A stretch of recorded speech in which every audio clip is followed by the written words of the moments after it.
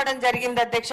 మీ ద్వారా అధ్యక్ష గౌరవ ముఖ్యమంత్రి గారిని, గౌరవ ఇరిగేషన్ శాఖ మంత్రులను త్వరితగతిన ఈ ప్రాజెక్టుకి మరమ్మతులు పూర్తి చేయడానికి తగిన చర్యలు చేపట్టవలసిందిగా కోరుతున్నాను అధ్యక్ష. చివరగా అధ్యక్ష, మన గౌరవ ముఖ్యమంత్రి గారికి ఇరిగేషన్ శాఖపై అపారమైన అనుభవం ఉండడమే కాక ఆయనకు రైతుల పట్ల ఉన్న ప్రేమతో అధ్యక్ష ఈ రోజు నీటి నిర్వహణ ఎంతో అద్భుతంగా ఉండడం వల్ల దాదాపు రాష్ట్రంలోని అన్ని రిజర్వాయర్లలో ఎప్పుడూ లేని విధంగా 90% నీటితో కలకల్లాడుతున్నాయని చెప్పడానికి ఎంతో సంతోషిస్తున్నాను అధ్యక్ష. ఈ అవకాశం ఇచ్చినందుకు ధన్యవాదాలు అధ్యక్ష. Thank you. ఇంకా లేదు, అవకాశం వచ్చే వరకు ఒక్క నిమిషం అంటున్నారు, ఇచ్చిన తర్వాత మైక్ వదలలేదు, టైం అయిపోయింది. ఇప్పుడు మంత్రి గారు మాట్లాడతారు.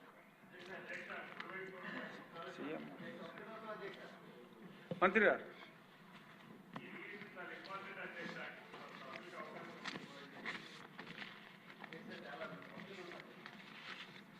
ధన్యవాదాలు అధ్యక్ష.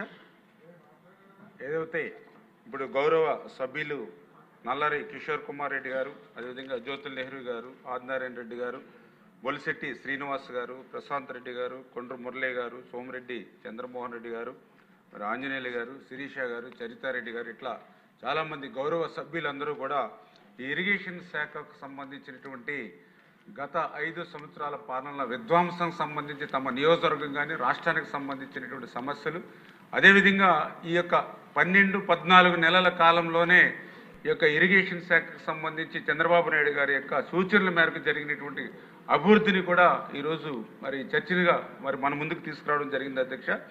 ఈ సందర్భంగా మరి మేము ఎప్పుడు కూడా చంద్రబాబు నాయుడు గారి యొక్క ఆలోచనల మేరకు, ఎందుకంటే మేము కూడా ఆయన దగ్గర నుండి చూసినప్పుడు ఆయన నుంచి ఒకటే మేము చూస్తూ ఉన్నాం. ఆయన ఎప్పుడు కూడా ఒకటే ఆలోచన, జలం ఉంటేనే జనం ఉంటారు, జలం ఉంటేనే ప్రగతి ఉంటుంది, జలం ఉంటేనే ఉనికి ఉంటుంది అనేటువంటి ఆలోచన ఇప్పుడు కూడా మరి చంద్రబాబు నాయుడు గారిది.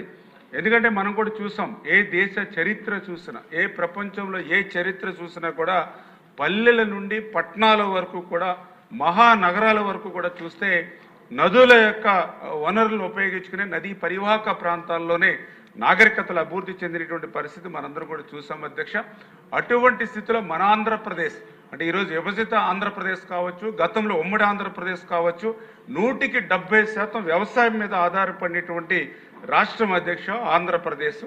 అటువంటి వ్యవసాయానికి ఒక ఆయువు పట్టు, ఒక ఆధారం జలవనరుల శాఖ అనే విషయాన్ని మరి చంద్రబాబు నాయుడు గారు మరి ఆ రోజు గుర్తించి ఆ యొక్క జలవనరులతోటే, ఆ జలవనరుల్ని సద్వినియోగం చేసుకుంటేనే రాష్ట్రంలో ఒక సిరి సంపద ఉంటుంది, రాష్ట్రాన్ని ఒక కరువు రహిత రాష్ట్రంగా మార్చొచ్చు అనేటువంటి ఆలోచనతోటే మరి చంద్రబాబు నాయుడు గారి యొక్క పని